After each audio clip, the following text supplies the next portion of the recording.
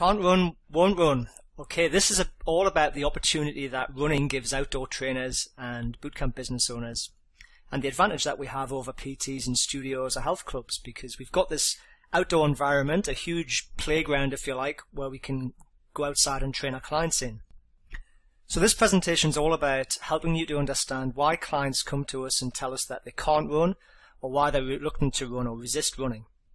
We're going to give you some practical coaching tips to help beginner and intermediate runners get started with you. And we're going to show you how to manage a group that has different fitness levels or different running abilities in that group. I'm going to introduce you to Simon Moore.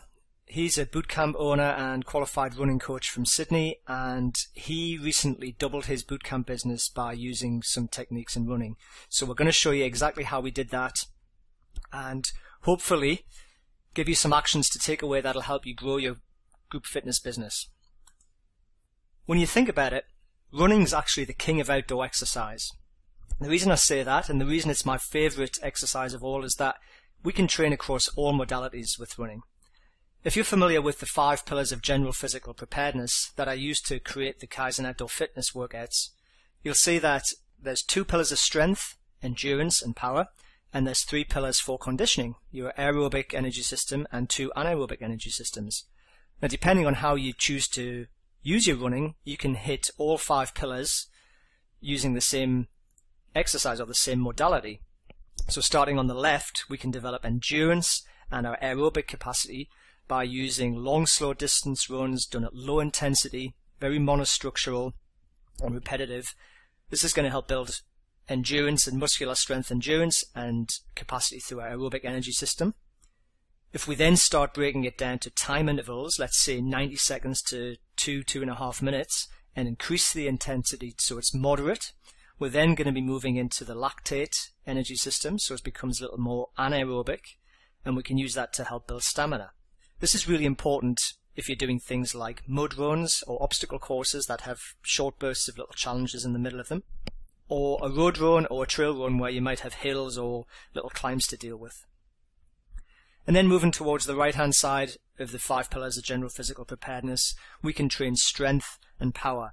We do this by making the intervals very short, like less than 10 to 15 seconds, and very intense, and this is going to hit the phosphate energy system and help us develop strength and build muscle mass as well. Another reason that I love running as an outdoor fitness trainer is that it's just so accessible, right? We don't need any equipment other than maybe a few cheap markers or plastic cones. You could actually start a full group outdoor training business using nothing but running. It's trending. More and more people are getting out and starting to do fun runs now. If you look at pick a charity fun run in your area, and you'll find that year on year the numbers are increasing of people who are doing that. And mud runs are becoming more and more popular, and they're a lot of fun as well.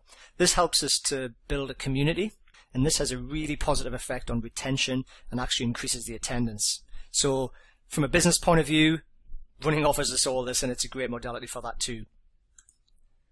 Now, having said that, there are challenges, and I know that when I started out as a PT, I was a little bit wary of conducting running groups because I wasn't sure how to do it or what was happening, and I knew that I was missing out on something because clients were coming and possibly not joining my bootcamp because they were telling me, oh, I can't run, or I don't like running, but what I discovered that it was mostly in their mind, and they weren't always not able to run. It was just that the way they were running, or maybe a previous experience in their life had taught them, or they'd learned some sort of fear about running.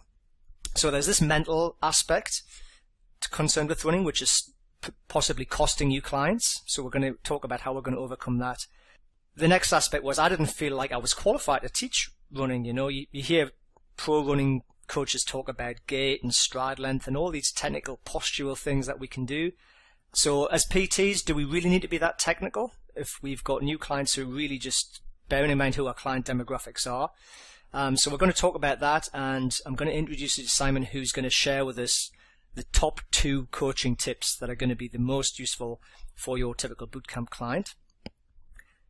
Then we're going to go on and talk about, once you've got these clients and you've got them running and you know the top 2 tips to give them, how do you integrate them into your group?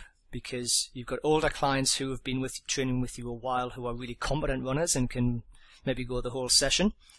But you also got newbies and beginners who maybe can't run for a whole session. How do you manage the different fitness levels and abilities in the group? Well, we're going to show you some tips on how to do that.